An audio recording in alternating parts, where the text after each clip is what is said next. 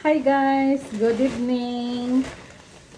Kararating lang ni Ba nang galing sa trabaho niya. Alas 9 mahigit na ng gabi. Tapos ako naman, nakikita niyo yan, nagluluto ako guys. Tapos may dala-dala na naman siyang mga plastic. Ginagamit namin itong basurahan para makamenos kami, hindi na kami bibili, di ba?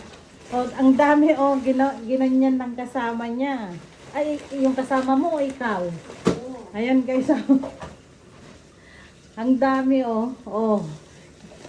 Nakakasave na kami sa basurahan, di na namin kailangan bumili pa. Ang ginagawa namin guys, sa ganito, wait lang, pakita ko sa inyo. Yung plastic, sayang din, di ba? Bibili ka pa, wag na. Ang dami ano to na, plastic to ng Mercadona. Alam mo ba? Sa trabaho niya sa panghapon guys. Ganito yung pagtupi namin para hindi buhaghag yung mga plastic pag ilagay namin sa lagayan. Ganyan itutupi mong ganyan. Tapos ulitin mo ulit natupihin.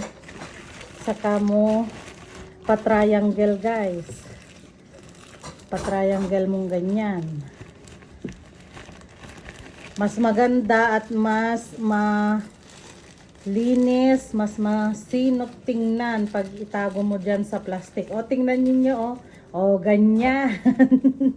Ganyan guys Ayan. Lalagay namin dito. Ang dami. Baka na to, mahigit 50 pieces na. Pakita ko sa inyo mamaya pag natapos ko guys. Ayan guys, update you later. Bye! Ito na guys yung mga plastic na alam nyo ba kung ilang piraso to? 32. Ayan guys, tapos ko nang tupin yung mga plastic. Bale, 32 pieces lahat ito guys. Di marami na naman kaming pagbabasurahan nito. Nakamenos na naman kami sa pambili. Sayang din, di ba? Be resourceful, sabi nga nila. Ayan.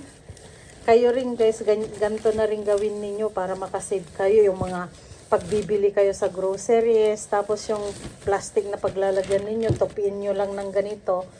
Pwede nyo nang pagbasurahan. Ayan, bye!